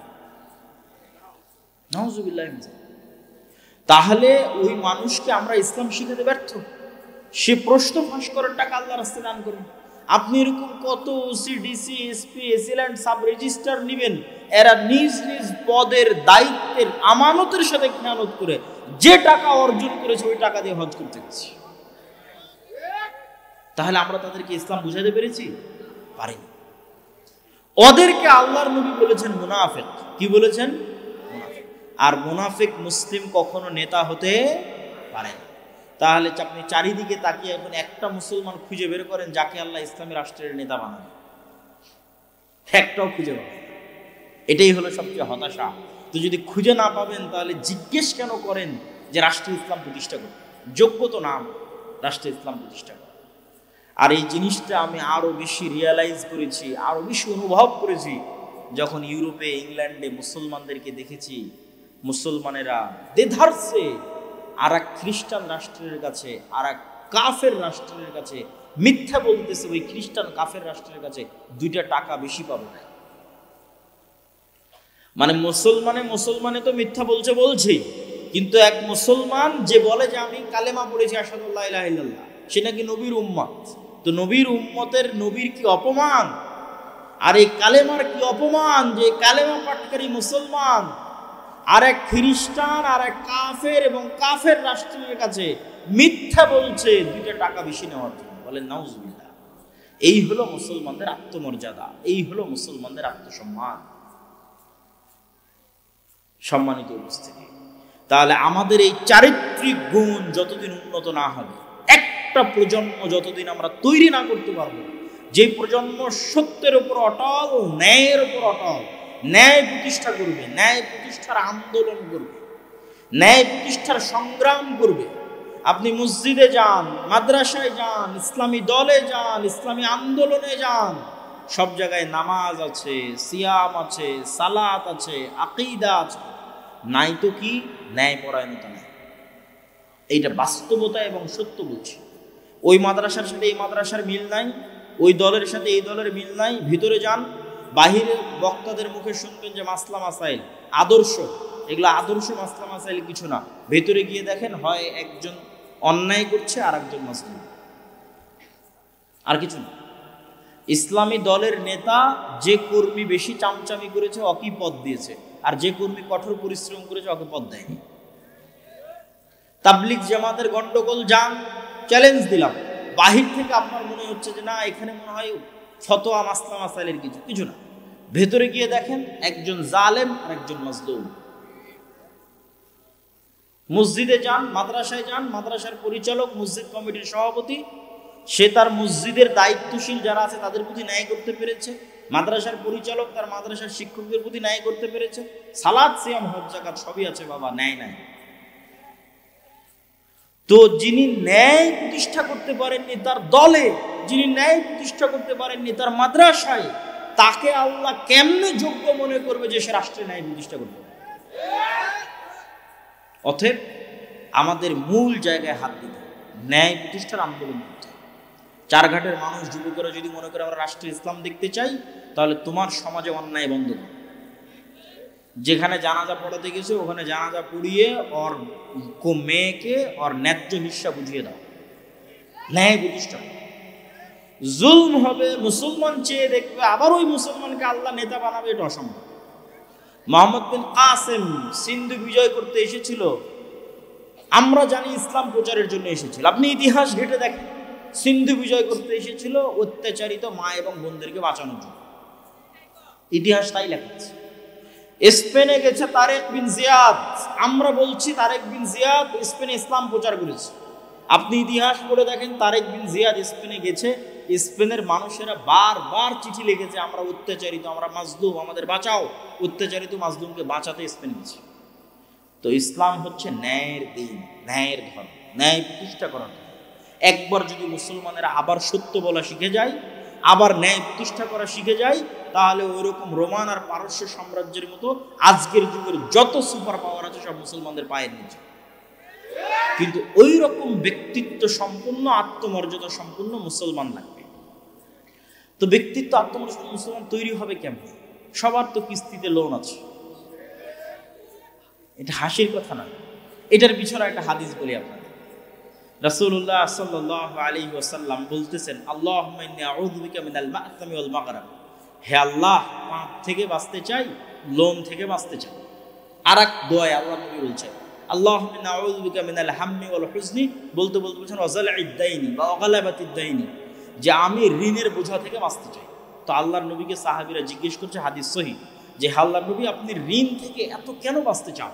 তো আল্লাহর নবী বলছেন, আর রজুলু ইজাস্তাদানা বাদা আইয়ুকাযযিব, মানুষ যখনই লোন নেওয়া শুরু করে তখনই মিথ্যা বলা শুরু করে। এবার বুঝলেন কেন বললাম যে আত্মমর্যাদা সম্পূর্ণ মুসলমান কেমনে তৈরি হবে? সবাই তো কিস্তিতে লোন নিয়ে রেখেছে। আল্লাহর নবী বলে গেছেন, মানুষ লোন নেওয়া শুরু করলে কি বলে? মিথ্যা বলে। তাহলে আপনি কিস্তিতে যখন লোন কর্জ নেওয়া শুরু করেছেন, তো হয় আপনি মিথ্যা বলছেন, না আপনার বউকে মিথ্যা বলা শিখিয়েছেন, না হয় আপনার ছেলেকে মিথ্যা বলা শিখিয়েছেন। তো পুরো একটা পরিবার মিথ্যার উপর গড়ে উঠতেছে। তো এই পরিবার থেকে মোহাম্মদ বিন কাসেম, তারেক বিন জিয়াদের জন্ম হবে? সালাহুদ্দিন আইয়ুবীর জন্ম হবে? অসম্ভব। শুধু গোলামের জন্ম হতে পারে, গোলাম, কৃতদাস, যারা ভারতের গোলামি করে জীবন পার করবে, সেই গোলামের জন্ম হতে পারে। আর যদি বলে না, গোলামের জন্ম হবে না, নেতার জন্ম হবে, তাহলে অবশ্যই সত্য বলতে হবে। আর সত্য বলতে চাইলে লোন নেওয়া যাবে না, নাহলে মাথা উঁচু করে থাকতে পারবে না, লোন আপনার মাথা নিচু করবেই। সম্মানিত উপস্থিতি, এবার বক্তব্যের এই দ্বিতীয় অংশের আর এক পয়েন্ট, যে রাষ্ট্র ইসলাম প্রতিষ্ঠা করতে চাইলে 1 নাম্বার বলেছি, মুসলমানদের সত্যবাদী হতে হবে, ন্যায়পরায়ণ হতে হবে, ন্যায় প্রতিষ্ঠার আন্দোলন করতে হবে। পয়েন্ট নাম্বার 2, নিজের দ্বীনের উপর, নিজের নবীর সুন্নাতের উপর শক্ত কনফিডেন্স, আত্মবিশ্বাস থাকতে হবে। এবং এটার উদাহরণ দিয়ে আমি আমার বক্তব্যের শেষের দিকে চলে যাব। শক্ত আত্মবিশ্বাস এবং শক্ত কনফিডেন্স যদি দেখতে চান, তাহলে 2টা জাতিকে দেখবেন, একটার নাম হিন্দু আর একটার নাম ইহুদি। আপনি বলবেন পৃথিবীর সবচেয়ে 2 নিকৃষ্ট জাতির উদাহরণ দেখতে, বললেন জি। হিন্দুর উদাহরণ 1 নম্বর কেন? সারা বাংলাদেশের সীমান্তগুলোতে যখন সমস্যা হচ্ছে, আমাদের যুবকেরা ফেসবুকে ট্রল করতেছে যে ভারতের মানুষের টয়লেট নাই, ভারতের মানুষেরা গোমূত্র পান করে, ইত্যাদি ইত্যাদি ইত্যাদি, অসংখ্য ট্রল। তো আমি কিন্তু যখন এই সমস্ত ট্রল দেখি, আমার মাথায় ঘুরে অন্য কথা। আমার মাথায় কি ঘুরে? আমার মাথায় ঘুরে 1947-এ ভারত প্রতিষ্ঠা হয়েছে সেকুলারিজমের উপর। গান্ধী, নেহরু, আবুল কালাম আজাদ, বল্লভভাই প্যাটেল, এরা সবাই মিলে সেকুলারিজমের উপর ভারত প্রতিষ্ঠা করেছে। আর মিস্টার জিন্না, আল্লামা ইকবাল, শেরে বাংলা মিলে পাকিস্তান আর বাংলাদেশ প্রতিষ্ঠা করেছে ইসলাম আর মুসলমানের নামের উপর। আজকে 70-75 বছর পর ওই পাকিস্তান আর এই বাংলাদেশ পাল্লা দিয়ে পৃথিবীকে বলছে, দেখো আমি কত বড় সেকুলার, আমি কত বড় উদার, আমি কত বড় ধর্মবিদ্বেষী নই, আমি তুমুক নই। এক রাজনৈতিক দলের দায়িত্বশীল আবার পাশের দেশকে আশ্বস্ত করছে যে আমরা মৌলবাদী নই। তো এরা হচ্ছে পাল্লা দিয়ে পৃথিবীকে দেখাচ্ছে, দেখো কি আমি সেকুলার, আমি মৌলবাদী না। এবার যেই দেশ 1947-এ সেকুলারিজমের উপর প্রতিষ্ঠা হয়েছিল, সেই ভারত আজ 75 বছর পর হিন্দুত্ববাদকে ডাঙ্কে কি চোট পার, মানে দুনিয়ার কারো কথার পরোয়া না করে হিন্দুত্ববাদকে রাষ্ট্র ক্ষমতায় বসিয়েছে। তাহলে একটা হিন্দুর তার নিজের দ্বীনের উপর কনফিডেন্স কোন লেভেলের, যে ও রাষ্ট্রীয়ভাবে গোমূত্র পান করতে পারে, রাষ্ট্রীয়ভাবে। তাহলে গোমূত্র পান করার মতো একটা ভ্রান্ত বিষয়ের উপর একটা হিন্দুর কনফিডেন্স কোন লেভেলের হতে পারে যে সে হিন্দুত্ববাদকে রাষ্ট্র প্রতিষ্ঠা করে ছেড়েছে। আর এই যে মুসলমান যুবকরা ট্রল করতেছে, এ এত বড় বাপের মরদ যে আল্লাহর নবীর একটা সুন্নাত না ওর জীবনে বাস্তবায়ন করতে পেরেছে, না ওর সমাজে, না ওর রাষ্ট্রে। তো ওর চেয়ে ভীরু কাপুরুষ কেউ আছে? কেউ নাই। এই জন্য বলেছি কনফিডেন্স শিখো হিন্দুদের থেকে। যদি বলো হ্যাঁ ওদের চেয়ে সাহসী, ওদের চেয়ে বাপের বেটা, তাহলে প্রকাশ্যে বলো ইসলাম রাষ্ট্রে প্রতিষ্ঠিত। হিন্দুত্ববাদ যদি রাষ্ট্রে প্রতিষ্ঠা হতে পারে, ইসলাম পারে না, তাহলে ওটা বলতে পারো না কেন? মিনমিন করো কেন? আর এই দেশে যারা রাজনীতি করতে আসবে, এই ধরনের মিনমিন করে যারা রাজনীতি করবে যে পাশের দেশকে আশ্বস্ত করেছি, এই সমস্ত গোলামের দেশে দরকার নেই। এই দেশের রাজনীতি এখন আর গোলামির বক্তব্য দিয়ে চলবে না। এখন স্বাধীনতার উপর ভিত্তি করে কথা বলতে। গোলামির দিন শেষ হয়ে গেছে, আর এই গোলামির দিন আরো শেষ হবে যদি একটা প্রজন্ম বের হয়ে আসে সত্যবাদী, ন্যায়পরায়ণ। আর 3 নাম্বার গুণ কি? নিজের দিনের উপর ফুল কনফিডেন্স। এই ফুল কনফিডেন্সের একটা উদাহরণ দিলাম হিন্দুদের দিয়ে, আর একটা উদাহরণ দিই ইহুদিদের দিয়ে।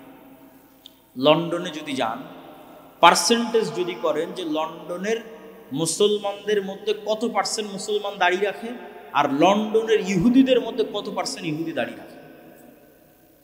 প্রশ্ন নাম্বার 1।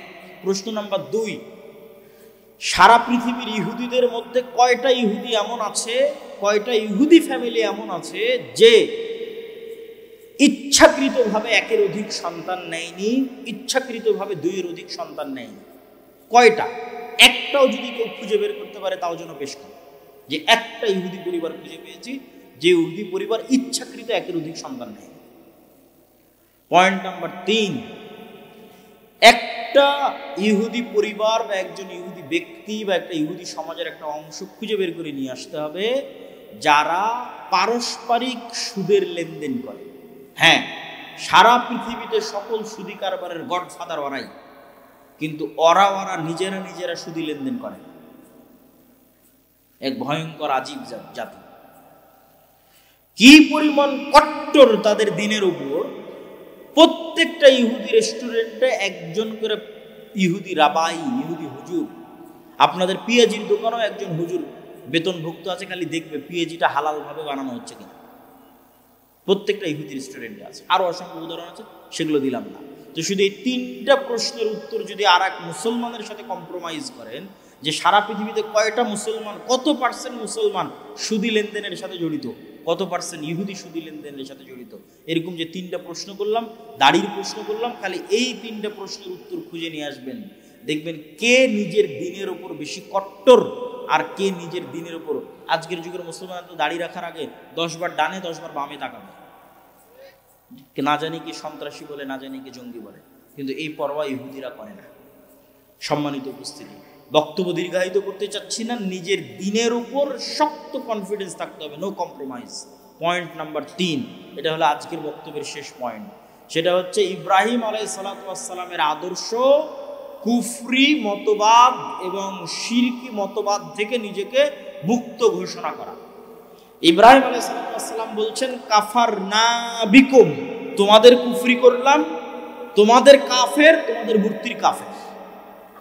আর আজকে আমরা নিজেদেরকে দেখাচ্ছি যে কার কত বেশি ঈমান আছে গণতন্ত্রের উপর, সমাজতন্ত্রের উপর, ধর্মনিরপেক্ষ মতবাদের উপর, পুঁজিবাদী সুদী অর্থনীতির উপর কার কত বড় ঈমান আছে, এইটা প্রমাণ করে আমরা রাষ্ট্রে ইসলাম প্রতিষ্ঠা করতে যাচ্ছি। অথচ রাষ্ট্রে ইসলাম প্রতিষ্ঠার সবচেয়ে বড় শত্রু, রাষ্ট্রে ইসলাম প্রতিষ্ঠার সবচেয়ে বড় শত্রু গণতন্ত্র নিজে, সবচেয়ে বড় শত্রু সমাজতন্ত্র নিজে, সবচেয়ে বড় শত্রু ধর্মনিরপেক্ষ মতবাদ নিজে, সবচেয়ে বড় শত্রু পুঁজিবাদী অর্থনীতি নিজে। এগুলোর উপর ঈমান আনয়ন করে কিভাবে আপনি কল্পনা করেন রাষ্ট্রে ইসলাম প্রতিষ্ঠা? আপনি রাষ্ট্রে ইসলাম প্রতিষ্ঠা করতে চাইলে প্রকাশ্যে ঘোষণা করতে হবে আমি এগুলোর কাফের। বুঝতে পারেননি মনে হয়? এটা হচ্ছে ইব্রাহিম আলাইহিসসালামের আদর্শ। বক্তব্যের শেষে 3টা জরুরি কথা, এই 3টা জরুরি কথা শেষ করে আপনারা উঠবেন। ধৈর্যের সাথে ছিলেন, তাড়াহুড়ার কি আছে? আমিও বক্তব্যের শেষের দিকে চলে এসেছি। 3টা জরুরি কথা। এক, আদ-দাওয়া ইলাল্লাহ। আপনাদের এই চারঘাট অঞ্চলেও আমি সফর করেছি ফি সাবিলিল্লাহ। আজকের সফর কিন্তু ফি সাবিলিল্লাহ সফর না, কিন্তু ওই সফরগুলো ফি সাবিলিল্লাহ। মানে আপনাদের এখানে যারা উপস্থিত আছে, আমার চাচারা, আমার পরিচিত লোকজন, তারা আমার পকেটে 1 টাকাও হাদিয়া দিতে পারেনি, আমি নিজ খরচে এসেছি। তো এই চারঘাট, এই বাঘা, এই রাজশাহীর সব উপজেলাগুলোতে শুধু মসজিদ ভিত্তিক কোরআন শিক্ষার জন্য আমার সফর করা আছে। এখন পর্যন্ত 300-র অধিক মসজিদ সফর করা আছে। আর এখন আমার ছোট ভাই আব্দুর রহিম দিনাজপুর অঞ্চলে সফর করছে। তো এইটার প্রথম উদ্দেশ্য কি? মসজিদে বক্তব্য চালু করা। সেক্ষেত্রে আমরা আপনাকে কি সুবিধা দিব? এখন পর্যন্ত 500টা মক্তবের ইমামেরা নিজ নিজ জেলা থেকে রাজশাহী জামিয়া সালাফিয়াতে ট্রেনিং নেওয়ার জন্য এসেছে। তাদের আসার খরচ আমরা দিয়েছি। 10 দিন 7 দিন থেকে ট্রেনিং নিয়েছে, থাকা খাওয়া ট্রেনিং খরচ সব আমরা বহন করেছি। আবার ওর মসজিদ পর্যন্ত যাবে, তার যাতায়াত খরচ আমরা দিয়েছি। আবার প্রত্যেকের হাতে 5টা 10টা করে ফ্রি বই দেওয়া হয়েছে। তবে আলহামদুলিল্লাহ আগামী 22 তারিখ এই 500টা মক্তবের সকল ছাত্রছাত্রীকে 1 কপি করে প্রায় 20,000 উসমানী কায়দা ফ্রি বিতরণ করা হবে। বলেন আলহামদুলিল্লাহ। তাহলে এই যে সব কিছু নিয়ে বসে আছে, মানে আপনি যদি আপনার মসজিদের ইমামকে না পাঠান, আপনি যদি আপনার মসজিদে আমাদের উন্নত সিলেবাস অনুযায়ী ট্রেনিং নিয়ে মক্তব না চালান, তাহলে সেটার জবাবদিহিতা আপনাকে দিতে হবে, সেটার দায়িত্ব আমরা নিব না। কিন্তু আমাদের দরজা উন্মুক্ত, আহ্বান উদাত্ত যে আপনাদের মসজিদের বক্তব্যগুলোকে আদ-দাওয়া ইলাল্লাহর অধীনে ট্রেনিং নিয়ে আমাদের সিলেবাসে, এবং আমাদের সিলেবাসের বইও আমরা দিয়ে দিচ্ছি, আপনাদের বক্তব্যে দ্বীন এবং কোরআন শিক্ষার ব্যবস্থা চালু করেন। পয়েন্ট 2, মাসিক আল ইতিসাম। আমি জানি না এখানে চারঘাটে আসে কিনা। মাসিক আল ইতিসামের প্রতি মাসের সম্পাদকীয় সমসাময়িক, যেমন এই মাসের সম্পাদকীয় পাবেন দামেস্কে মুজাহিদদের সিরিয়া বিজয়। ওই যে বললাম ঈসা আলাইহিস সালাম এসে ক্রুশ ভাঙবেন, কেন ভাঙবে তার উত্তর মাসিক আল ইতিসামে আছে। আর দেশ বিদেশের আলেম ওলামারা ফতোয়া বোর্ডে বসে, ভারতের আলেমরা, সৌদি আরবের আলেমরা, তারা ফতোয়া বোর্ডে বসে। তাদের ফতোয়া বোর্ডের ভিত্তিতে ফতোয়া নির্ধারিত হয়। নাম্বার 3, আগামী 13-14 ফেব্রুয়ারি আল জামিয়া সালাফিয়া রূপগঞ্জ নারায়ণগঞ্জ এদেশের আহলে হাদিস এবং সালাফিদের সবচেয়ে বড় সম্পত্তি, প্রায় 100 বিঘা জমি, প্রায় এদেশের সালাফি এবং আহলুল হাদিসদের সবচেয়ে বড় সম্পদ। এটা অন্তত আপনাদের দোয়া করার জন্য দেখতে যাওয়া উচিত। বলেন ইনশাআল্লাহ, যেন ওইটা আল্লাহ সুবহানাহু ওয়া তাআলা মারকাজুল ইলম হিসেবে কবুল করে। সেখানে এবছর ভারত, পাকিস্তান, নেপাল, সৌদি আরব প্রায় 4-5টা দেশ থেকে আলেম ওলামা আসতেছে। পাকিস্তানের আহলে হাদিসদের প্রাণপুরুষ আল্লামা ইহসান ইলাহি জহির রাহিমাহুল্লাহর সন্তান আল্লামা ইবতিসাম ইলাহি জহির হাফিজাহুল্লাহ, তিনিও ওই সালাফি কনফারেন্সে উপস্থিত থাকবেন এবং বক্তব্য দিবেন ইনশাআল্লাহ। তো তাকে যেন আমরা খুব ভালোভাবে স্বাগতম জানাতে পারি, এটির জন্য আপনাদের কাছে চারঘাটবাসীর কাছে উদাত্ত আহ্বান থাকবে। আপনারা সাধ্য অনুযায়ী আগামী 13-14 ফেব্রুয়ারি আল জামিয়া সালাফিয়া রূপগঞ্জ নারায়ণগঞ্জের সালাফি কনফারেন্সে উপস্থিত হওয়ার চেষ্টা করবেন। মাসিক আল ইতিসাম নেবেন, আদ-দাওয়া ইলাল্লাহর সাথে থেকে মসজিদ ভিত্তিক দিন শিক্ষা পরিচালিত করবেন। এই দাবি এবং দাওয়া রেখে আজকের মাদ্রাসা আল মারকাজুল কোরআন ওয়াস সুন্নাহ একাডেমি এবং তার দায়িত্বশীলদের জন্য দোয়া করে, এই প্রোগ্রামের আয়োজকদের জন্য দোয়া করে প্রশ্ন উত্তরে চলে যাচ্ছে। শায়েখ নতুন মাদ্রাসায় দানের বিষয়ে কিছু বলবেন? অবশ্যই। আপনাদেরকে আজকে যে আয়াতগুলো বলছিলাম তার মধ্যে একটা আয়াত আপনারা পেয়েছেন যে হ্যাঁ আল্লাহ, আর যদি একটু সময় পেতাম তো কিছু টাকা দান করতাম। তো যতক্ষণ হায়াত আছে তার মধ্যেই দান করেন। এক বক্তা অন্য বক্তার সমালোচনা করে, এগুলো ঠিক নয়। বর্তমান যুবক সমাজ বিভিন্ন অপরাধে লিপ্ত, এই সম্পর্কে আপনার নসিহত কি? বিবাহের সাধ্য থাকলে বিবাহ করে নিবে, আর বিবাহের সাধ্য না থাকলে সিয়াম পালন করবে। আমার রুমের ভেতর বাথরুম, আমি এখানে অজু করি, আমার অজু হবে কি? যদি টয়লেট তথা পেশাব পায়খানার জায়গা আজকের যুগের আধুনিক বাথরুমে যেমন আলাদা থাকে, ওরকম আলাদা থাকলে গোসলের জায়গায় অজু করতে সমস্যা নেই। নখ বড় থাকলে অজু হবে কি না? নখ বড় রাখা নবীদের সুন্নাত বিরোধী, নবীরা নখ কাটতেন। অজু হবে কিনা, সালাত হবে কিনা, এগুলো প্রশ্ন নয়। সালাত অজু হয়ে যেতে পারে, কিন্তু এটা রাখা সুন্নাত বিরোধী, মুসলিমের পরিচয় নয়। যে ব্যক্তি নামাজ পড়ে না তার হাতে জবাই করা পশু হালাল হবে কি? প্রথমত স্বাভাবিকভাবে যে কোনো বাজার ঘাট, স্থানীয় এলাকা, এগুলো যদি মুসলিম দেশ হয়, মুসলমান জনবহুল হয়, মুসলমান হোটেল হয়, তাহলে সেই মুসলমানের বিসমিল্লাই যথেষ্ট। কিন্তু যদি এক্সাক্ট নির্ধারিত নির্দিষ্ট জানা যায় যে আজকে অমুক গ্রামে অমুক জায়গায় এই জবাইটা হচ্ছে, তো চেষ্টা করা উচিত সেই জবাই যেন একজন নামাজি মানুষই দেয়। খেতে বসে ফোনে ওয়াজ শোনা যাবে কি? খেতে বসে অন্য কোনো কাজ না করে মনোযোগ দিয়ে খাওয়াই উচিত। এটি রাসূল সাল্লাল্লাহু আলাইহি ওয়াসাল্লামের সুন্নাত, কথা না বলে। খুব জরুরি না থাকলে পরে ওয়াজ শুনব। আমি সামনের কাতারে, বায়ু এসেছে, বের হতেও লজ্জা লাগছে, বের হতে হবে, এই কথাই ঠিক। লজ্জা লাগ, এখানে লজ্জা লাগার কিছু নাই। শীতে ফরজ গোসলে কোনো ছাড় আছে কি? যদি প্রচন্ড অসুস্থ হয় সেক্ষেত্রে তায়াম্মুম করবে, তাছাড়া কোনো ছাড় নেই। রাসূল সাল্লাল্লাহু আলাইহি ওয়াসাল্লাম একাকী ঘুমাতে এবং ভ্রমণ করতে নিষেধ করেছেন, কিন্তু আমি নিরুপায়। লা ইউকাল্লিফুল্লাহু নাফসান ইল্লা উসআহা। যে মানুষ নিরুপায় তার উপর আল্লাহ কিছু চাপিয়ে দেন না, যার সাধ্যে আছে সেই যেন চেষ্টা করে। কত দিনের বাচ্চা নষ্ট করলে গুনাহ হয় না? বাচ্চা নষ্ট করার তো আসলে কোনো দিন নাই। স্থায়ীভাবে সন্তান নেওয়া বন্ধ করা হারাম। স্বাভাবিক সময়ের জন্য সন্তান নেওয়া বন্ধ করা যেতে পারে। সেক্ষেত্রে বাচ্চার যে পিতার যে শুক্রকীট আছে সেটি কোনো কিছু ফরমেট রূপ নেওয়ার আগেই যে ওষুধগুলো আমাদের মা এবং বোনেরা খায়, যেটির মাধ্যমে বাচ্চা পেটে আসেই না, ওই পর্যন্ত ঠিক আছে এবং সাময়িক সময়ের জন্য ঠিক আছে। আর বাচ্চা যখন পেটে চলে আসবে তখন সেই বাচ্চাকে হত্যা করার আর কোনো সুযোগ নয়। স্বাভাবিক একজন মানুষ জীবিত অবস্থায় হত্যা করলে যা গুনাহ, একটা বাচ্চাকে হত্যা করলেও তাই গুনাহ। আর সেক্ষেত্রে আপনি এতটুকু কল্পনা করতে পারেন যে আপনার কোলে যে বাচ্চা আছে বা আরেকজনের কোলে যে বাচ্চা আছে, ওই রকমই একটা বাচ্চা পেটে আছে।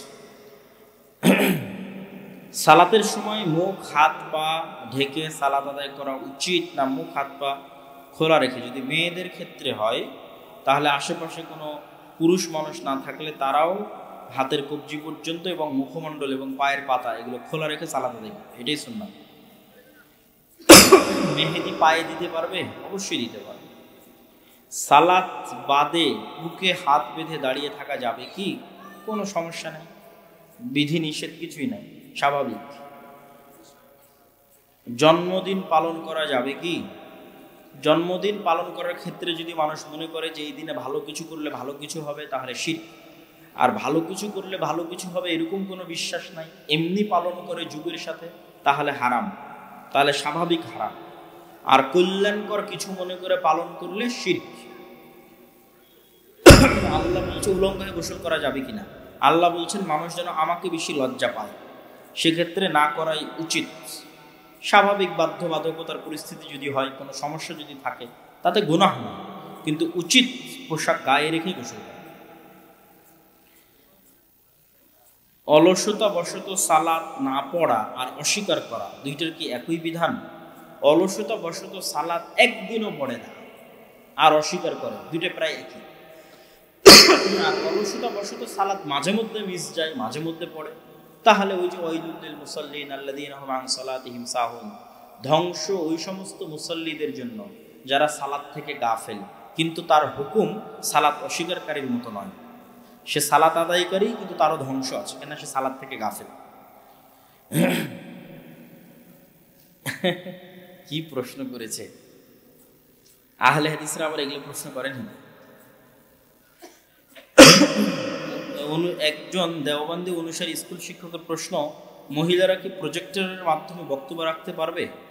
মহিলারা দাওয়াতি কাজের উদ্দেশ্যে এক অঞ্চল থেকে আর এক অঞ্চলে সফর করতে পারবে না।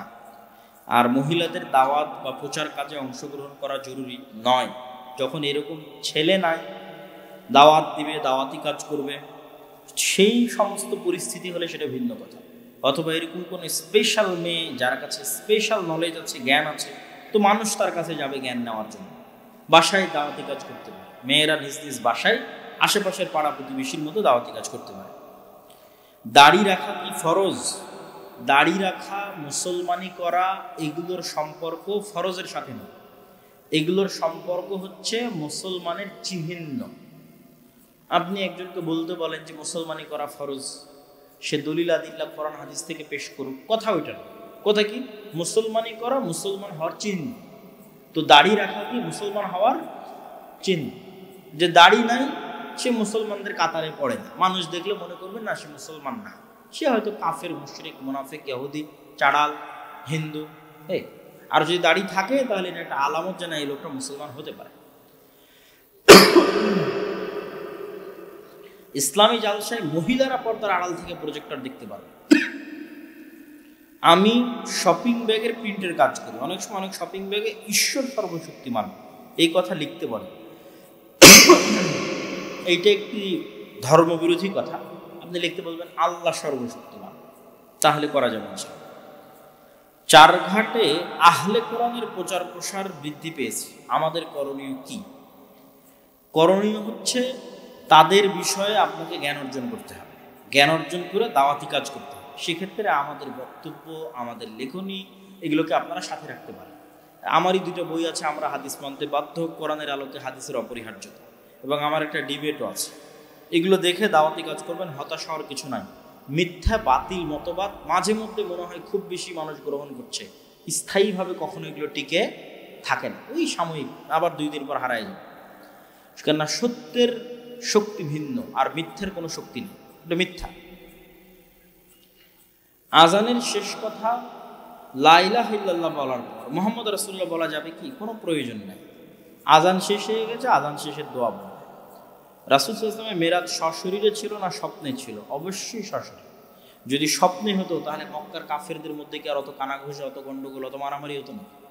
যদি স্বপ্নে হতো তো সবাই মেনে নিত, হ্যাঁ আমিও তো স্বপ্নে আমেরিকা থেকে ঘুরে এসেছি, সমস্যা কি? আবু বকর সিদ্দিককে মানুষ যে বলছে জানো মোহাম্মদ কি বলছে, তো কি বলছে? মোহাম্মদ এই ঘুরে এসেছে। তো আবু বকর সিদ্দিক বলছে যে মোহাম্মদ যদি বলে থাকে তাহলে তিনি সত্য বলেছেন, বলেন সাল্লাল্লাহু আলাইহি ওয়াসাল্লাম। আর এই কারণেই তো আবু বকরকে বলা হলো সিদ্দিক। তো যদি স্বপ্নেই হয় তো সিদ্দিক কিসের হলো? শায়েখ বর্তমান যুবক সমাজের জন্য কি নাসিহা? আজকের সব পুরো বক্তব্য যুবক সমাজের জন্য। সময়ের মূল্য থেকে শুরু করে, সত্যবাদী ন্যায়পরায়ণ হওয়া থেকে শুরু করে, নিজের দিনের উপর কনফিডেন্স রাখা থেকে শুরু করে, অন্যায়ের বিরুদ্ধে যুদ্ধ করা থেকে শুরু করে, সবই যুবকদের জন্য। শায়েখ আমি শয়তানের ধোকায় পড়ে সালাত ছেড়ে দিই, আবার কিছুদিন পর সালাত ধরি। শয়তানের ধোকা থেকে বাঁচার উপায়, সৎ বন্ধু, আল্লাহওয়ালা নামাজি সালাত আদায়কারী বন্ধু খুঁজে নাও যে তোমাকে 5 ওয়াক্ত সালাতে দাওয়াত দিবে। শায়েখ আমার গ্রামের মানুষ ছাগলের জন্য মানুষের গাছে না বলে পাতা ঘাস কাটি। তুমি যদি বুঝো যে ওই মানুষ জানতে পারলে খারাপ মনে করবে তাহলে কাটা যাবে না। বিবাহের দেনমোহর যদি টাকা না বেঁধে ওমরা হজ করাই তাহলে কি সেটা সহি হবে? দেনমোহর যদি এভাবেই ঠিক করে থাকেন যে তোমাকে হজ ওমরা করাবো তাহলে ঠিক আছে, আর যদি ওটা ঠিক না করে থাকেন পরবর্তীতে বলছেন তাহলে তো হবে। বাবা মাকে না জানিয়ে যদি আমি বিবাহ করে থাকি তাহলে কি এটি জায়েজ হবে? যদি তুমি ছেলে হও আর মেয়ের বাবা মা জানে, মানে মেয়ের বাবার উপস্থিতিতে বা তার সম্মতিতে বিয়ে হয়েছে, তাহলে শরীয়তের দৃষ্টিতে বিয়ে শতভাগ বৈধ, কোনো সমস্যা নেই। আর যদি প্রশ্নকারী মেয়ে হয় তাহলে বিবাহ বাতিল। হুজুর আসসালামু আলাইকুম, উজু ব্যতীত কোরআন, এটি উত্তম যে মানুষ উজু অবস্থায়, পবিত্র অবস্থায় কোরআন পড়বে, তবে বাধ্য নয়, জরুরি নয় যে সেটি ছাড়া মানুষ কোরআন পড়তেই পারবে না, বরং সব সময় মানুষ কোরআন পড়তে পারবে। ফরজ নামাজের পর হাত তুলে মোনাজাত, এগুলো তো তোমরা জানো, কতদিন শুনেছ। সিজদা দেওয়ার সময় নামাজের নিয়ম পুরুষ মহিলা, এগুলো অ্যান্সার সবাই জানে। আল্লাহর নবী সবার জন্য নবী, পুরুষের জন্য মহিলাদের জন্য। তো আল্লাহর নবী যা করবে তাকে গেলে পুরুষদের জন্য না মহিলাদের জন্য? সবার জন্য। যতক্ষণ আলাদা না করে দিবে ততক্ষণ সবার জন্য। সবাই বৈঠক শেষে দোয়া পড়ি, আজকের এই প্রতিষ্ঠানে বেশি বেশি দান করি। সুবহানাকা আল্লাহুম্মা ওয়া বিহামদিকা আশহাদু আল্লা ইলাহা ইল্লা আনতা আস্তাগফিরুকা ওয়া আতুবু ইলাইক। আসসালামু আলাইকুম ওয়া রাহমাতুল্লাহি ওয়া বারাকাতুহু।